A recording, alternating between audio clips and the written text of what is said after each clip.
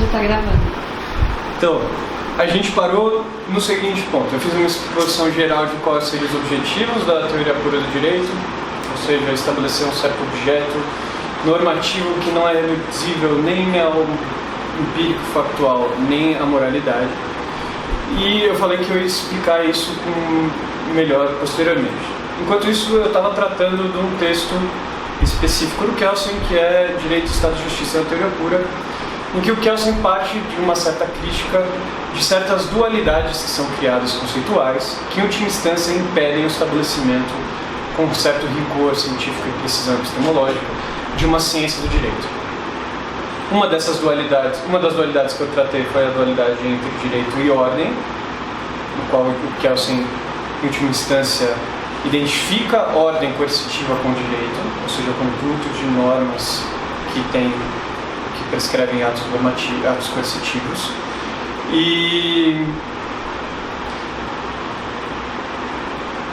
E agora eu ia falar, a gente identificou que a coerção é o elemento essencial da definição de direito e que a eficácia é a condição de validade do direito, mas não é o elemento essencial da definição de direito. E agora a gente ia falar sobre a dualidade própria entre direito e Estado. E o Kelsen parte de algumas noções comuns de correlação entre direito e Estado, para depois criticar e mostrar por que elas são inadequadas. Então ele fala, é geral em política, ou em teoria geral do Estado, você assumir que o Estado cria ou executa a ordem social. A ordem social, como a gente já viu, tudo bem que ele fala ordem coercitiva, mas a ordem social, em última instância, é o direito. Conjunto de normas que regulamenta a conduta de uma certa comunidade. O Estado, então, seria uma comunidade política que cria e executa essa ordem. Então, o Estado é visto como criador do direito e executor do direito, e o direito à ordem social. Então você teria uma dualidade. Um é o criador e executor, e o outro é a própria ordem social.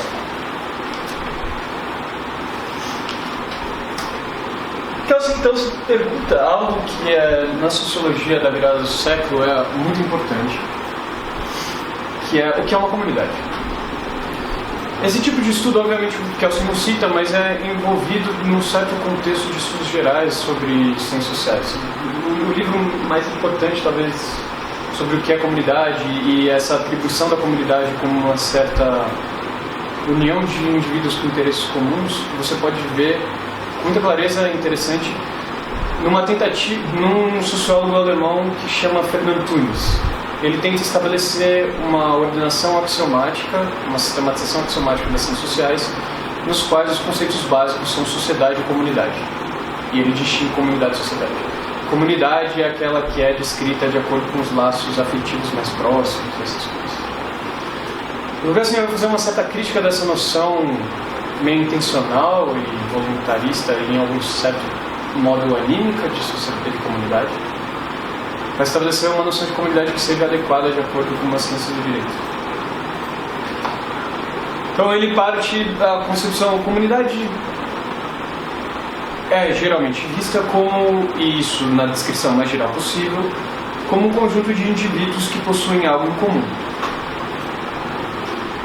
Esse algo em comum não é absolutamente geral, porque não é qualquer coisa em comum que vai determinar uma comunidade.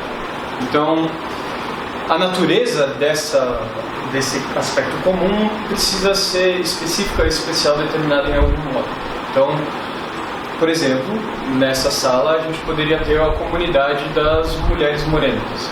Isso não determina uma comunidade, isso determina um conjunto de características comuns. Então não é qualquer elemento comum que define uma comunidade.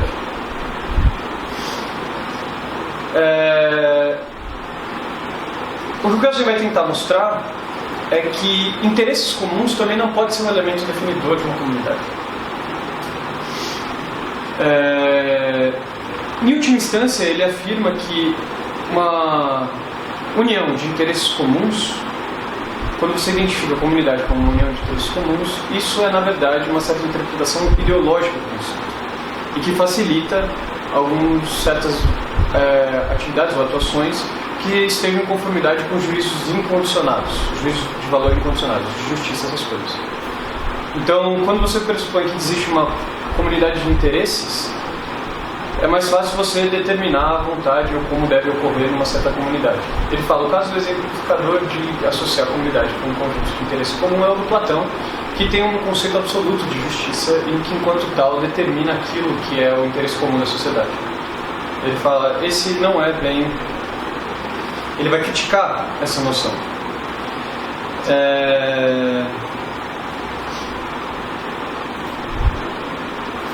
Ele vai falar, a ideia de que indivíduos de um Estado formam um corpo homogêneo de interesses é falsa.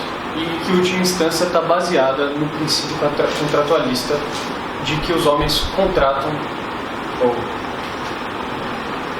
fazem um certo acordo de acordo com a vontade geral, determina que é o ato de fundação do Estado. E que, assim, o Estado é uma comunidade política que está de acordo com os interesses comuns de uma certa comunidade. Um exemplo disso é o do Hobbes, em que você tem um contrato social para garantir que a liberdade restrita não viole a vida dos indivíduos que contratam. Então eles teriam um interesse comum em garantir o Estado como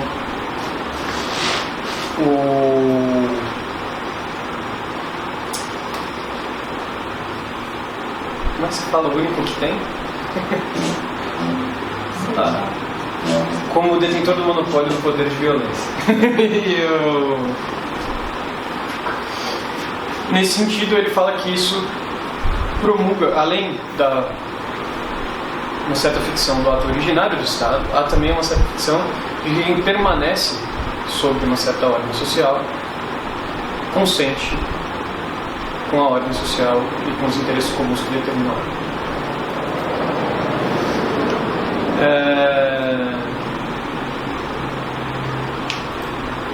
Porque ele vai falar que uma comunidade é uma relação específica em direitos, contrariamente a essa ideia.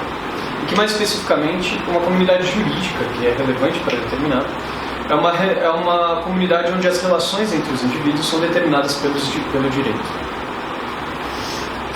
Em última instância, o Estado é um conjunto de relações jurídicas. O vínculo que garante um fator comum, o elemento comum que vincula os diversos indivíduos de uma comunidade é, pelo Kelsen, o fato de o comportamento deles serem regulados ou determinados, das relações entre eles ser determinada de acordo com o direito. Não é interesse comum ou qualquer coisa do tipo. É o próprio direito que cria o conjunto de relações jurídicas segundo as quais uma comunidade é formada.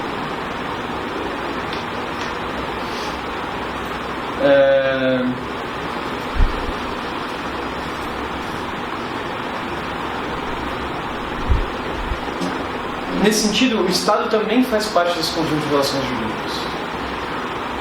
Uma crítica que o Kelsen faz, isso é relevante em vários aspectos, é eliminar da ciência do direito macrosujeitos, a gente diria.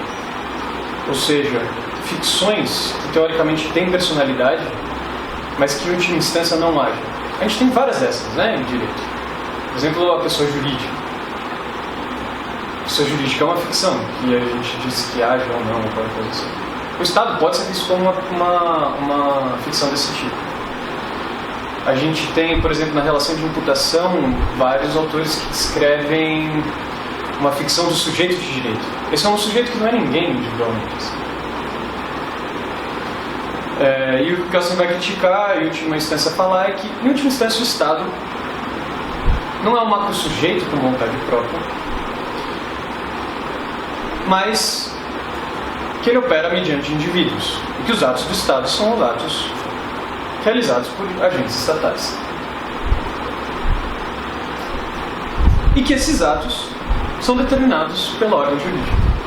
Então o Estado não tem uma oposição radical entre o direito, mas, em última instância, é determinado pelo próprio conjunto normativo que regulamenta a conduta dos indivíduos dentro de uma certa comunidade. Ele é submetido ao mesmo conjunto de normas que prescrevem atos coercitivos. se você considerar que o Estado age mediante indivíduos também.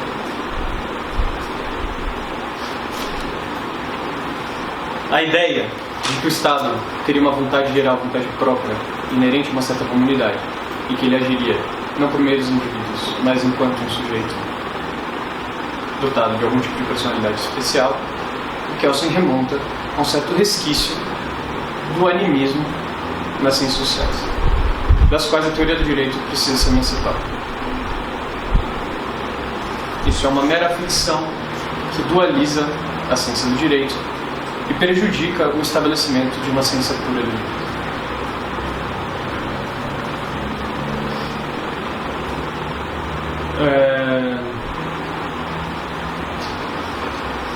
Então, essa questão da ficção, ele relaciona com o animismo?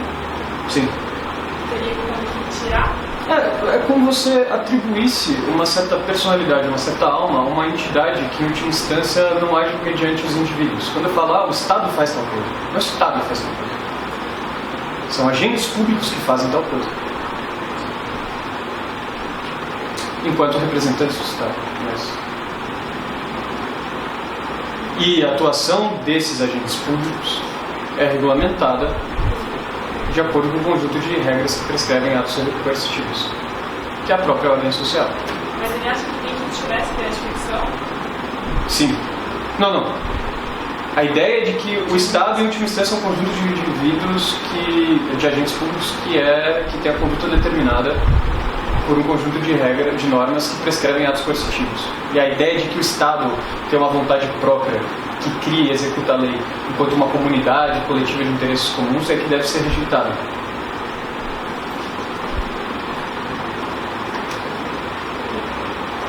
Isso é uma discussão política interminável.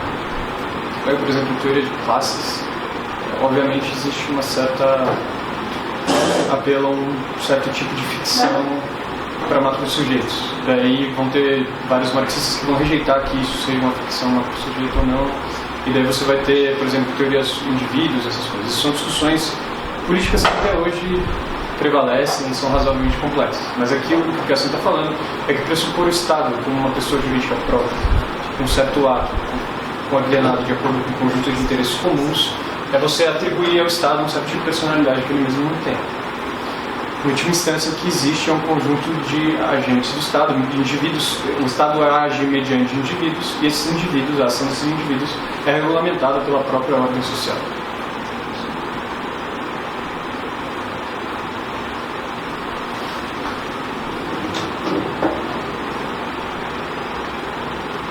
Nesse sentido, a aplicação e a criação de leis é feita por agentes individuais do Estado, como por exemplo o legislador, mas que ele próprio não age conforme os interesses de uma comunidade, mas que tem os seus atos regulamentados conforme o próprio direito no qual ele estabelece lá. Isso é fato, né? Quando a gente imagina o legislativo, não é sobre tudo que o legislativo pode legislar, ele tem que seguir uma sucessão de procedimentos e todas essas coisas.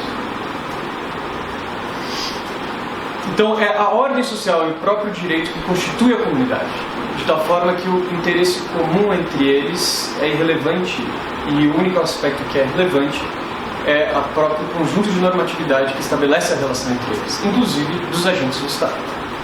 Então não existe uma oposição absoluta entre direito e Estado, mas só uma diferença de grau.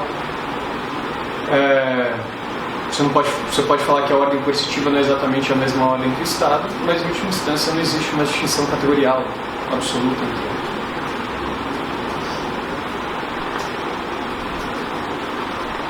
Nesse sentido, nem toda a ordem jurídica é Estado. Uma ordem jurídica, para ser Estado, como se todo Estado é uma ordem jurídica. E um Estado especificamente é uma ordem jurídica centralizada.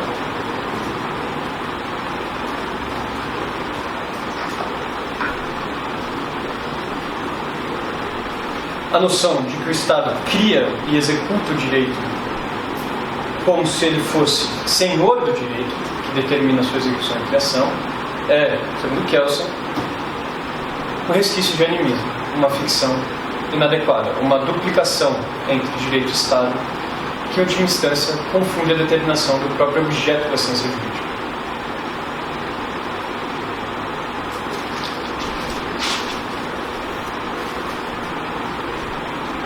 No ponto 3, talvez esse seja o mais interessante, ele vai tentar definir o que é a teoria pura do direito. Nesse ponto eu acho que você meio repetir. Como eu disse antes, a teoria pura do direito é uma análise, ou se propõe a realizar, uma análise estrutural do direito positivo. Ou seja, uma análise das relações entre o fenômeno normativo dentro de uma certa ordem social. Em princípio, ela pressupõe uma certa análise histórico-comparativa, que é quando Kelsen parte de um certo uso comum da noção de direito, ou seja, você tem um certo conjunto de fenômenos que são designados como direitos. Isso é uma análise histórico-comparativa, que não é... Mas, uma vez isso determinado, a análise do próprio fenômeno normativo é determinado segundo a análise estrutural das normas do direito positivo. A causa do direito, aquilo que faz o direito surgir, a origem, a motivação psicológica pela qual as pessoas obedecem ao direito, não é objeto da teoria pura do direito. É objeto da história do direito, da sociologia do direito, que eventualmente são necessárias, eventualmente não, são necessárias, para uma compreensão de um fenômeno complexo como um fenômeno jurídico, mas que são âmbitos de investigação excluídos da mera investigação estrutural entre as normas do direito positivo. Ou seja, no conjunto de normas que prevê atos coercitivos a um conjunto de indivíduos.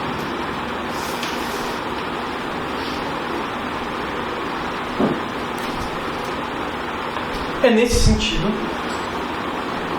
que você pode falar de uma certa pureza do direito. E nesse ponto é muito importante. Aqui você vê claramente como Kelsen não tem só uma preocupação de separação do direito da moral. Porque sociologia e história, ele não está pressupondo aqui como ciências que partem de pressupostos ideológicos vagos. Ele entende ciências sociais no sentido rigoroso do termo, e história também, como investigação empírica sobre um certo conjunto de fenômenos que tem um objeto específico. A sociologia, como a descrição das relações sociais, e a história, como a descrição do fenômeno histórico e das relações entre eles próprios. Em última instância, são ciências empíricas. Aqui fica claro como o positivismo do Kelsen não pressupõe uma redução da norma à base factual, no que no sociologismo jurídico radical você poderia ter. Então, norma não se reduz a fato. E a distinção entre direito, ciência do direito, de sociologia e história, vem justamente disso. Por outro lado, ele vai querer também, mais pra frente no texto, separar da justiça. Ou seja, não se reduz nem à moralidade, nem ao fato empírico. Isso é muito importante. O Kelsen tem um tipo de positivismo que não é o positivismo do século XIX, nem o positivismo do Austin, por exemplo, que reduz o direito ao fato empírico. Ou alguma coisa como Oliver Cruna, da Escola Realista do Direito dos Escandinavos. Ele tem uma especificidade da própria normatividade que garante a autonomia da ciência do direito e a pureza dela como o único campo de investigação que analisa esse objeto e as relações entre os objetos de um mesmo tipo.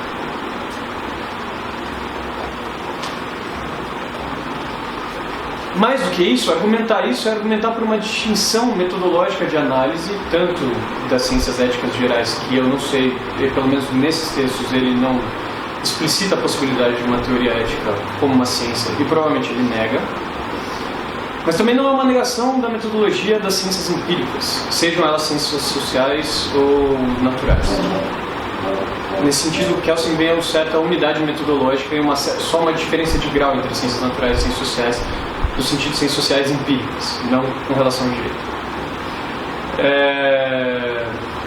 Então, a metodologia própria de análise da sociologia, da história e das ciências empíricas em geral não é excludente da ciência pura do direito.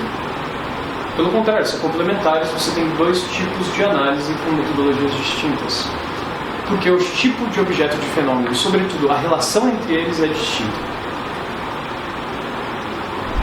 Você não pode simplesmente analisar o fenômeno normativo como uma descrição de um conjunto de normas como um fenômeno empírico submetido à relação de causalidade. É isso que ele está querendo colocar. Logo depois de colocar isso, ele vai justamente criticar o outro lado. Então, a questão da justiça, que ele já criticou em alguns outros lugares. Também a discussão sobre justiça e a identificação de justiça é rejeitada, e de justiça e direito é rejeitada pelo Kelsen. Então, nesse sentido, também a duplicação direito e justiça, ou a identificação entre direito e justiça por Kelsen, é problemática.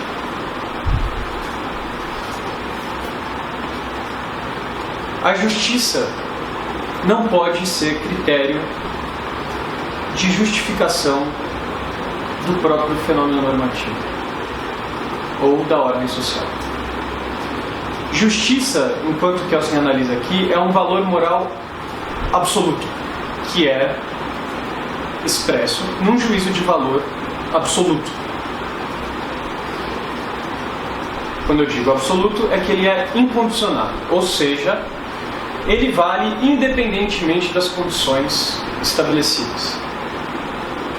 Ele não é relativo a um conjunto de condições, mas ele vale incondicionalmente, ou seja, um juízo de valor irrestrito, universalmente válido. O que o Kelsen vai falar é que todo juízo de valor incondicional é, em última instância, guiado por interesses pessoais e são subjetivos. E, enquanto tal, não podem ser critério de justificação de uma ordem normativa, porque variam de acordo com o sujeito. Para você evitar uma fundamentação psicológica do direito que seja variante conforme o indivíduo que se analisa, não interessa o critério de justiça que se assume num certo lugar, porque justiça é impossível, segundo Kelsen, de uma definição objetiva e restrita, e que, enquanto tal, não pode ser um critério para justificar uma norma. Então, o que o Kelsen critica é justiça como um critério de normatividade justificada. Não é que a norma do direito positivo é estabelecida porque ela é um ato declaratório de uma certa concepção de justiça, a negação absoluta do direito natural. Então, a norma positiva não é a expressão, de acordo com a autoridade do Estado, daquilo que já é prescrito numa certa natureza, numa vontade geral, em alguma outra coisa desse tipo, na vontade divina. Em última instância, todos esses condicionamentos a uma concepção absoluta de justiça são subjetivas, incapazes de uma avaliação objetiva que seja localizada no espaço e no tempo. Um critério de justiça não pode ser verificado empiricamente. Não ocupa nenhum lugar no espaço e no tempo. Não pode ser averiguado ou qualquer coisa assim. E enquanto o juízo incondicionado está fora da ciência do direito e, sobretudo, como critério de legitimação da ordem normativa. Isso não quer dizer que a ordem normativa é livre de juízos de valor. Nesse sentido, Kelsen estabelece quais são os juízos de valores que fazem parte da ciência do direito. E eles podem existir enquanto juízos de valores condicionados. Então, você tem uma avaliação valorativa de uma determinada conduta de acordo com as condições que são prescritas pelo próprio ordenamento. Então, você pode avaliar se um ato é lícito ou ilícito, mas não se a ordem é justa ou injusta. Um ato lícito ou ilícito que é submetido a uma série de condições, ele está prescrito no espaço e no tempo, ele ocorre, é uma conduta localizada no espaço e no tempo, submetida a um conjunto de condições que são determinadas pela ordem normativa, e enquanto tal pode ser verificado se ocorre ou não. Se um ato é justo ou não, você precisa apelar para uma concepção transcendente que não tem nenhum tipo de verificação.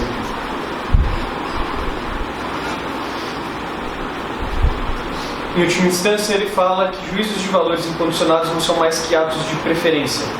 E que isso fica claro quando você tem um certo conflito entre princípios valorativos.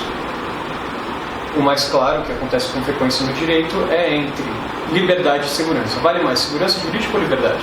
Isso vai depender de acordo com o interesse subjetivo daquele que determina absolutamente o valor segundo o qual a ordem normativa deve ser avaliada. Em última instância, você pode avaliar se um ato é lícito de acordo com esse binômio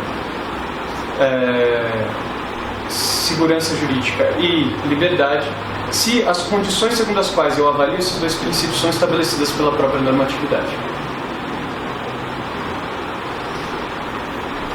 Nesse sentido, há uma distinção entre uma avaliação absoluta entre preponderância de valores, como segurança e liberdade, e uma avaliação descritiva de um ato concretamente localizado, ou de um fenômeno recorrente empiricamente, como a água é mais pesada do que a madeira.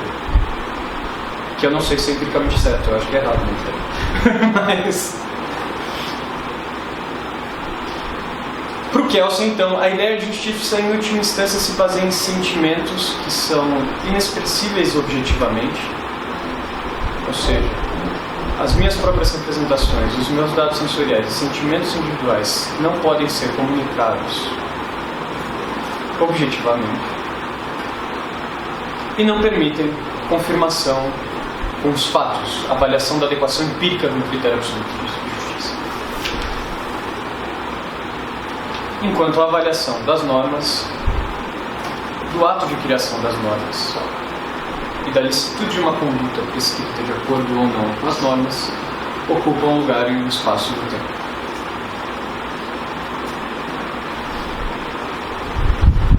E nesse ponto ele volta a fazer a crítica que eu já falei no último ponto, que a função histórica do direito natural, em última instância, é sempre pressupor que o direito positivo nada mais é do que um ato declarativo de uma certa normatividade independente da vontade humana. Não existe um ato criador do direito, o direito natural existe independentemente da vontade humana, e enquanto tal, o ato que positiva ele nada mais é do que um ato declarativo. E nesse sentido, na maioria das teorias do direito natural, com algumas exceções, ele afirma, é essencialmente conservadora, ou seja, manutenção da autoridade e das instituições do direito positivo. O conceito absoluto de justiça nada mais faz se você prevê o direito positivo como um ato declarativo de uma concepção absoluta de justiça. É você manter o direito positivo tal como ele é. É daí que o senhor, então, muito difundido no seu direito, não é falar de justiça como direito. É daí que advém. Sim, isso vale muito. Essa é uma discussão, tudo bem, aqui a gente está falando no caso específico da ciência do direito. Mas a avaliação da validade de juízos de valor incondicionais é algo que foi muito importante no começo das ciências sociais e no mundo germano-austríaco. Então, na Sociedade para Sociologia Política, para Política Social, Verein für Sozialpolitik, você teve uma discussão extensa sobre isso, onde você tinha contra juízes de valores incondicionais o Weber, o Simmel, o Tunis, e em contraposição ao Filipovich e outros autores. Um dos autores que eu estudo, por exemplo, o Noeret, do ciclo de Viena, também vai ser contrário à introdução da ciência de valores de juízes incondicionais. Isso não quer dizer que não existem juízes de valores, mas esses juízes de valores são condicionados. E o ponto é o papel que eles desempenham, até quanto eles são válidos, qual a metodologia. O problema da objetividade das ciências naturais é também um problema que vocês vão encontrar no livro que vocês têm que ler para a Defensoria do Weber, que é justamente sobre isso, sobre a objetividade da ciência natural. Então isso é uma coisa que se manifesta em geral na fundamentação das ciências naturais, das ciências sociais da época, independentemente de você aceitar uma separação radical entre ciências naturais e ciências sociais. Vocês querem que explique essa separação? Posso ser rápido, mas não sei se pode confundir também. Então, quando as ciências sociais começam a tomar corpo e ganhar estatuto próprio de ciência, você tem uma discussão se a metodologia das ciências naturais tem que ser, em última instância, a mesma das ciências sociais. E daí você tem uma distinção que começa com Dilthey e depois é reinterpretada várias vezes, e o Kelsen não assume propriamente, que é que as ciências naturais, em última instância, explicam fenômenos, ou seja, explicam as relações entre vários fenômenos. Quando eu digo AF é igual a MA, eu estou falando como um fenômeno ocorre. Isso é essencialmente uma explicação que parte de uma lei geral para casos particulares. Eu parto da observação, estabeleço uma lei geral e de novo eu volto. Então, processo, a metodologia das ciências naturais tem uma finalidade essencialmente explicativa. Então ela é lerna. Enquanto o objetivo central das ciências sociais não é o estabelecimento de uma lei geral que possa explicar uma totalidade de fatos, ou seja, quando eu fico observando a realidade empírica, estabeleço que existe uma relação entre dois fenômenos e explico essa relação, eu crio uma lei e isso pode explicar muitos fenômenos, do tipo lei da gravidade. Isso é o dedutivo e indutivo. Isso, exatamente. Então, eu tenho um modo hipotético dedutivo, por exemplo. Então, o objetivo das ciências naturais é, a partir da observação de dados individuais, estabelecer uma lei. Essa lei universal consegue explicar uma globalidade de fenômenos. Quando você se preocupa essencialmente com a história e com a sociologia, o problema, segundo esses caras, não é tanto estabelecer hipóteses gerais que consigam explicar as relações entre inúmeros fenômenos, mas compreender um certo fenômeno específico na sua totalidade. Então, o objetivo é compreender a individualidade. E daí começam aquelas discussões sobre, por exemplo, empatia ou método Fastian, que a gente chama. A infuno, que é a palavra. Ou seja, para a compreensão de um evento histórico, eu tenho que me colocar na posição da pessoa, entender quais eram as circunstâncias contextuais daquela determinada época, e aí eu consigo entender um fato na sua totalidade. Então, o objetivo de uma é a compreensão da individualidade e da outra uma explicação de uma totalidade de fenômenos.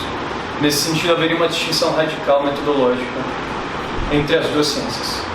Isso é um debate que o Kelsen trata, ele rejeita, ele cita explicitamente no texto Direito, Estado, Justiça e Teoria Pura do Direito e na causalidade de reputação também, que ele não vê uma distinção de princípio entre as duas. Porque, em última instância, todas elas se referem a fenômenos que podem ser empiricamente verificados. Daí não é tanto uma distinção metodológica, mas uma distinção do tipo de objetos dos quais eles tratam e a causalidade aos quais eles estão submetidos. Isso vai ser importante para ele determinar a ciência do direito como sendo a única ciência social per se. Porque o tipo de relação entre os fenômenos que ela trata é especial. Eu vou falar disso daqui a pouquinho, eu tenho que correr um pouco mais.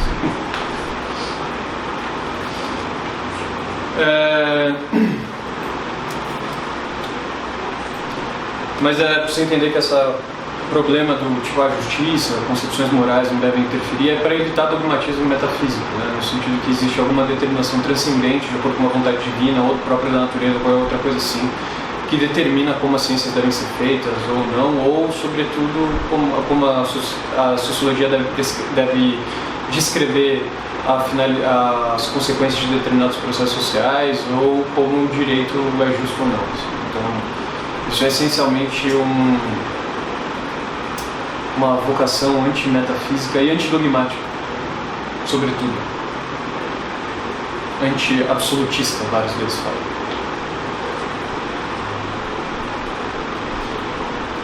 Do mesmo modo que ele cria essa concepção de direito natural, ele critica também a escola histórica, ou seja, de que o direito teria origem, seria criado o direito, em última instância, é a expressão do caráter específico de um povo. A escola histórica começa a levar em consideração a especificidade da historicidade, o fenômeno histórico como relevante para determinar o caráter, para determinar os fenômenos normativos de uma certa comunidade. Isso vai gerar um certo tipo de relativismo. E se você pega, por exemplo, o Savigny, o direito é a expressão do espírito de uma certa comunidade. Mesmo o costume nada mais é do que a expressão de uma certa regra que já havia sido determinada pelo próprio espírito de uma comunidade.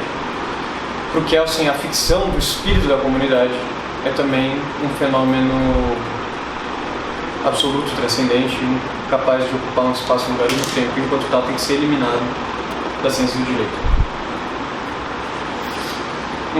Uma coisa bastante comum do Savigny, por exemplo, é a discussão sobre a codificação do direito civil na Alemanha na virada do século. Então, o Savigny é contra você estabelecer um direito civil unitário.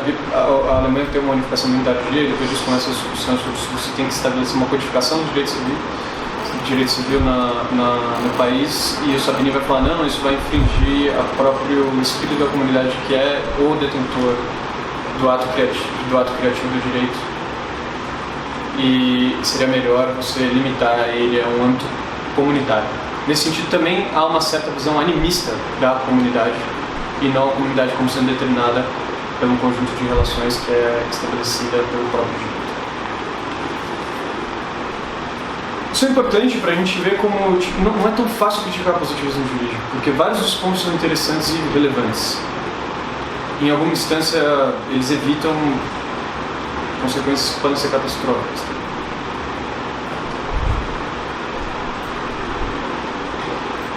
Bom, agora eu acho que eu já falei o suficiente, eu vou falar então agora de algumas noções. Aqui é importante para a gente ver primeiro que o Kelsen não quis associar o direito nem à sociologia, nem às ciências empíricas, nem a juízos de valores incondicionados, que em última instância é onde ele vê a origem da teoria do direito natural. E daí ele vai se preocupar em determinar um objeto próprio e ele vai falar: o elemento próprio do direito é a coerção. Então existe um ato coercitivo. E agora eu vou tentar determinar com mais especificidade por que ele distingue o direito das ciências naturais. Para isso a gente precisa entender uma distinção fundamental que ele vai trabalhar depois e, por exemplo, por Stanley Paulsen, esse é o fundamento da normatividade no Kelsen, entre causalidade e imputação. Para a gente entender causalidade e imputação, primeiro a gente precisa voltar a um texto que ele estabelece antes, que é um texto essencialmente de filosofia da ciência, que é causalidade e retribuição. Eu vou ter que ser bem rápido, porque a gente está com pouco tempo. Então, de modo bem geral, o que o Kelsen fala é que também com base nesse certo espírito animista de determinar, estabelecer um certo vontade ou espírito aos próprios objetos, você tem uma análise primeira do princípio da causalidade como se ele se associasse a um princípio da retribuição. O princípio da retribuição é o que o Kelsen chama a visão do homem primitivo de que o bem promove o bem e o mal é punido com o mal. Ou seja, se eu ajo em desconformidade com a natureza ou eu ajo mal, eu vou ser punido pela própria natureza. Ou isso é bem fácil de ver em pensamento teológico, religioso, assim. Nesse sentido, você tem uma precedência temporal, ou seja, eu tenho primeiro um ato bom ou ruim que provoca uma consequência boa ou ruim.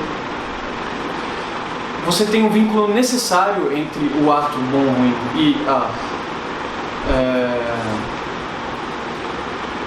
consequência boa ou ruim. E você tem uma proporcionalidade entre o ato e a consequência do ato. E, mais do que tudo, você tem uma identificação entre as normas que regulamentam as condutas sociais, ou seja, eu agi mal ou bem e eu tenho proporcionalmente uma consequência boa ou ruim, com as regras que estabelecem as relações entre os fenômenos naturais.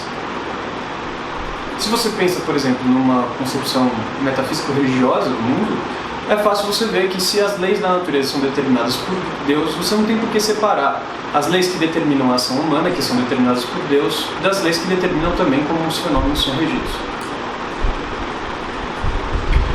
E é essa concepção animista do princípio da retribuição e associação do princípio da causalidade que o Kelsen vai expor, que é desfeita na física moderna e mais radicalmente na física clássica e mais radicalmente na física moderna.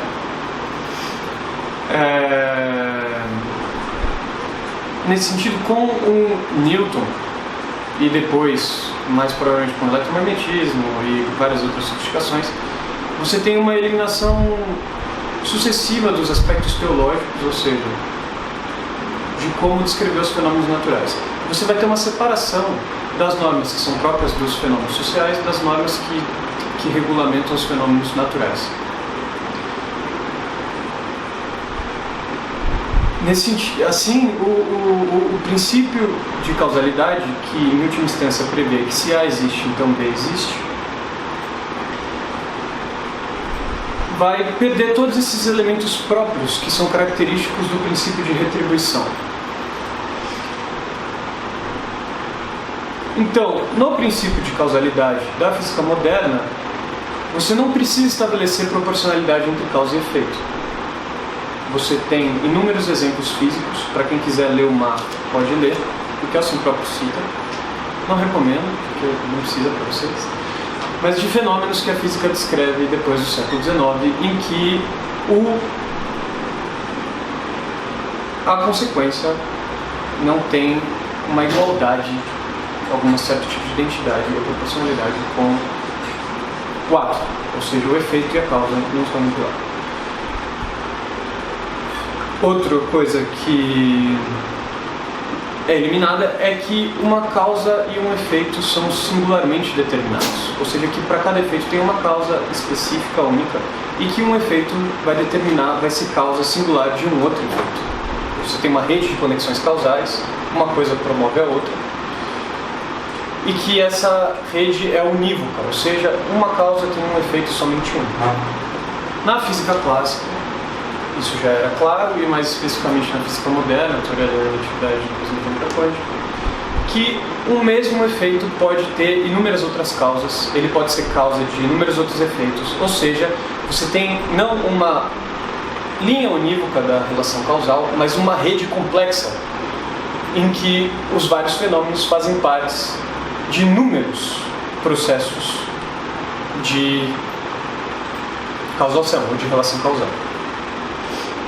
Uma outra coisa é quando o princípio da causalidade é interpretado e as leis da natureza em geral são interpretadas não segundo um fenômeno, um processo de descrição do que é um determinado fenômeno, mas de como ele se realiza e estruturalmente determinado, ou seja, quando você substitui uma noção de substância, ou seja, de como o fenômeno ocorre e o que ele é, por uma descrição simplesmente de quais as relações que eles têm, você perde também na causalidade uma noção de que causalidade,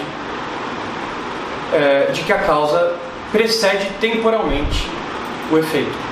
Você pode falar de precedência lógica, para que você tenha um efeito você precisa ter uma causa, mas isso não é precedência temporal.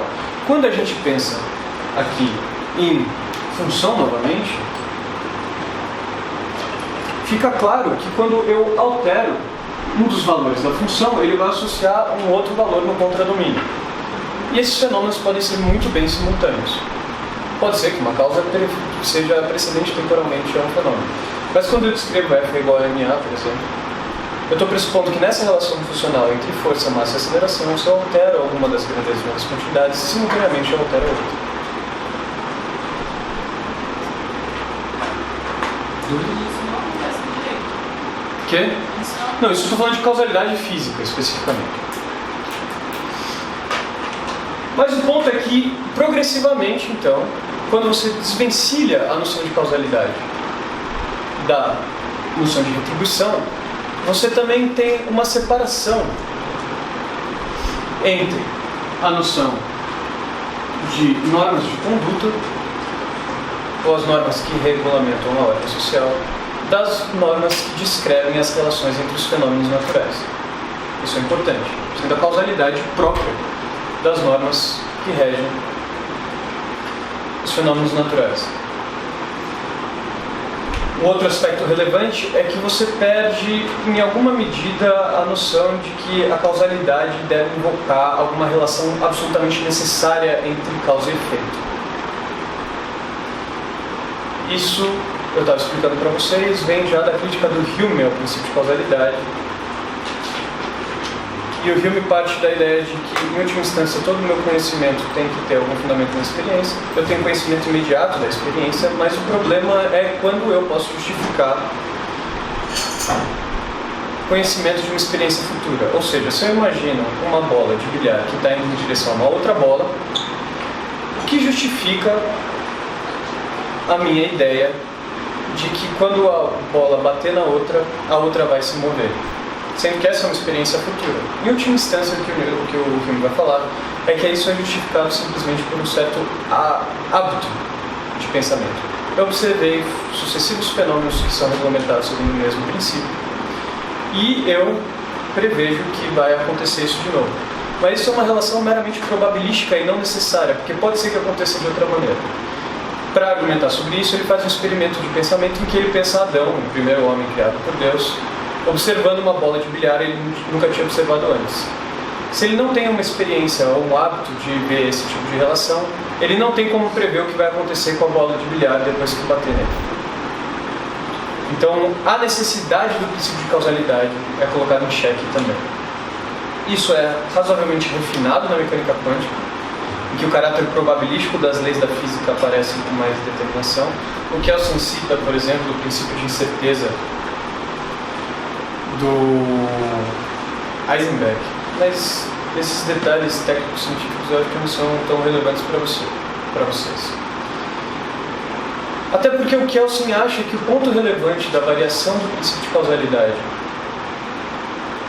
na evolução da ciência, na evolução não, né? Mas no processo de transformação do pensamento que leva até a física moderna, não é tanto o estabelecimento ou a colocação em xeque do princípio de causalidade na própria física, mas a separação dele do princípio de retribuição e, sobretudo, a separação entre a relação que é estabelecida entre os fenômenos naturais e a relação que é estabelecida entre as normas que regulamentam a conduta dos seres humanos.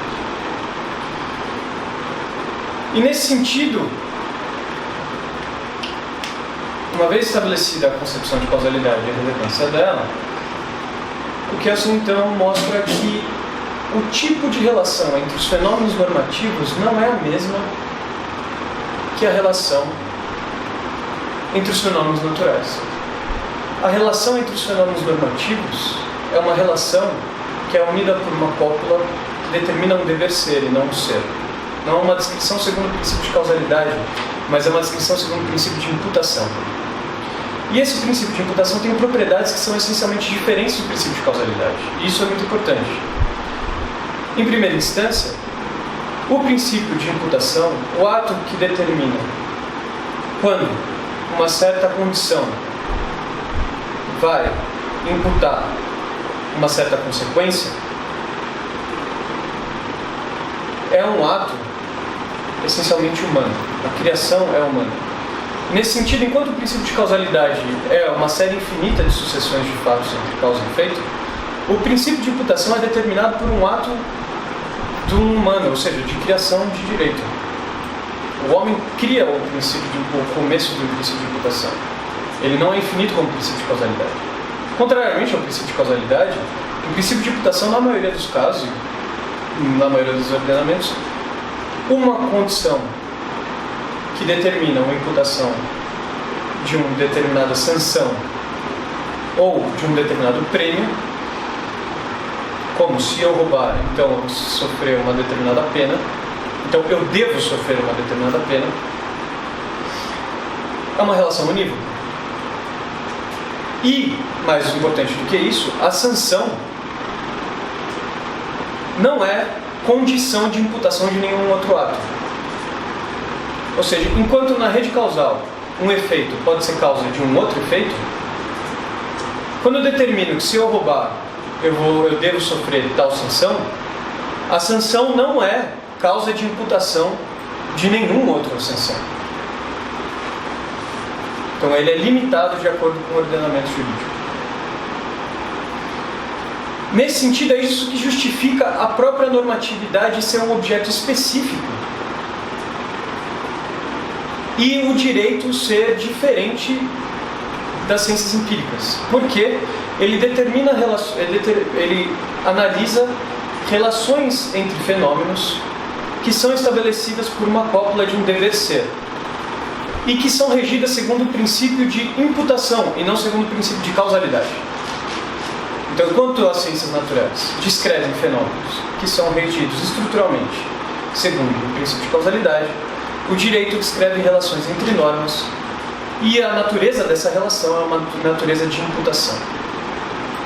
E é a própria tipo de relação como condição de possibilidade de cognição do fenômeno normativo que determina a especificidade da ciência do direito.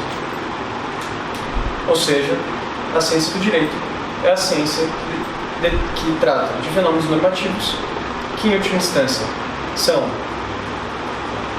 tem como elemento essencial a coerção, e as relações entre essas normas é uma relação de imputabilidade. tem algumas especificidades da noção de imputabilidade do Kelsen que são muito interessantes. Por exemplo, a relação de imputação é uma relação entre dois fatos materiais para o Kelsen. Não é uma relação de imputação subjetiva, ou seja, o sujeito que exerce um determinado ato, ao sujeito que exerce um determinado ato deve ser imputada uma certa sanção. Não, é uma relação entre um fato que estabelece as condições de um fato jurídico, por exemplo, e um fato material que estabelece a sanção a ser aplicada.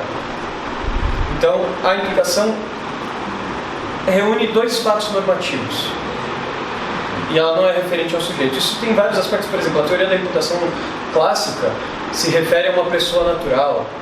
Depois você tem uma variação da teoria da imputação no Savigny, em qual você se refere ao sujeito de direito como uma ficção geral. O Kelsen, a relação de imputação é uma relação objetiva entre dois fatos normativos. E é a natureza desse tipo de relação, sendo essencialmente diferente àquela que é descrita nas ciências naturais, que justifica a autonomia e a especificidade da ciência do direito. Ao mesmo tempo, essa relação não se subsume à moralidade. E assim, você tem uma ciência pura do direito, que não é nem moralidade, nem fato empírico, mas sim uma própria descrição estrutural de fatos que são regidos segundo o princípio da imputação. Tá bom, gente? Espero que isso facilite vocês. Sim.